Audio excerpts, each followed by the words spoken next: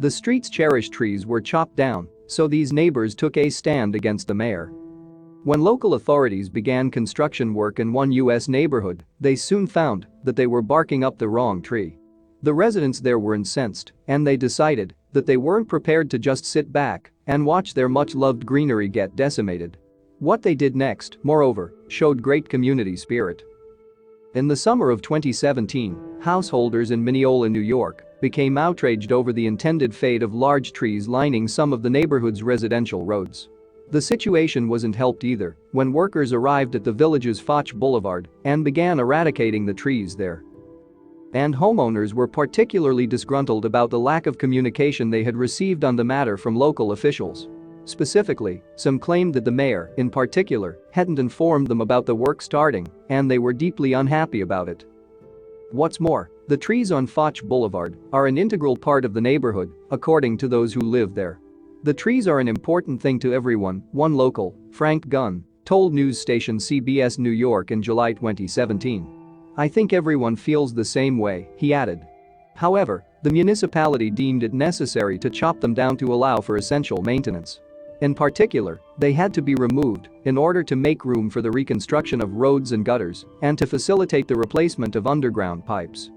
In the residents' eyes, however, the trees were something to be cherished, not destroyed. The tree is the longest living resident of a community, and that's what I believe. These trees are part of our community, Foch Boulevard householder Catherine Mezzo told CBS New York. It makes me feel really sad because these trees have been here a long time, fellow resident Annette Brady told News 12 Long Island in July 2017. For them the trees, just to be killed for no reason at all, except that they were in somebody's way, is really sad, she continued. Ann Brady added to the news program that some members of the community had even been responsible for planting the trees in the first place. It was perhaps no wonder, then, that many of them felt the same about the mayor's new project. And they weren't prepared to stand idly by while the trees were removed. Furthermore, some members of the community also voiced safety concerns over the removal of the trees. Tree surgeons were planning to eradicate the roots from some of them, thus making them less stable. As a result, several locals were worried that trees might then topple over and crush houses in high winds. Once Mineola's Mayor Scott Strauss learned of the local community's outrage, however, he tried to reassure people that the work was not as dramatic as it had first appeared. Our village values trees and is not removing every tree on the street, he announced in a letter published online. He added that only trees that had completely outgrown and overgrown the 3-foot planting area would be chopped down. He even tried to appease residents by saying that new, road-friendly trees would be planted once all the reconstruction work was over. But the local community was not satisfied with the mayor's response. One of the things that annoyed residents the most, in fact, was that the letter was published too late. Indeed, it was pointed out that it had only been posted on the Mineola Village website after workers had started their business on the boulevard. By contrast, the village clerk informed CBS New York that the work had actually been publicly announced well in advance. He added that residents were not normally informed individually about such matters unless the authorities required access to their properties. Still, the local community was not prepared to stand for what was going on. And so they decided to band together in a bid to save the remaining trees. I just feel that the community wasn't involved enough, there was no pre-discussion or notice or warning. All of the sudden these big, beautiful trees just started disappearing, Mezzo told local news outlet Mineola American. So, when the workers next came to chop down some trees, they were stopped in their tracks. That's because local residents joined forces to do all that they could to prevent even more trees from being cut down.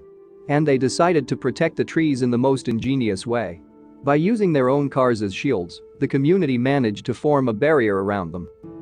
But even though they were threatened with fines, members of the Foch Boulevard community remained undeterred.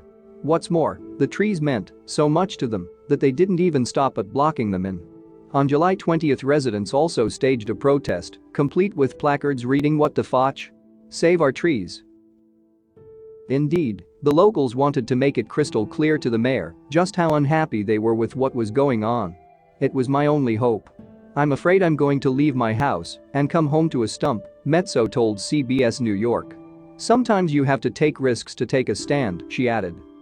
Children even joined in with the campaign, standing on the stumps of trees that had already been removed and quoting from Dr. Seuss's The Lorax.